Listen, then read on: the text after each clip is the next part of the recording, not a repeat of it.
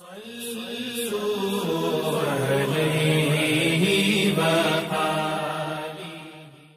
اللہ الرحمن الرحیم۔ صحیح بخاری حدیث نمبر 870۔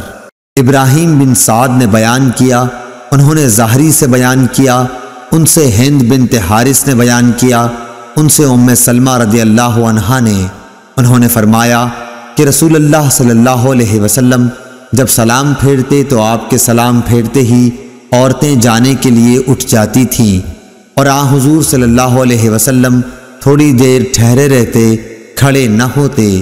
زہری نے کہا کہ ہم یہ سمجھتے ہیں کہ آگے اللہ جانے، یہ اس لیے تھا تاکہ عورتیں مردوں سے پہلے نکل جائیں۔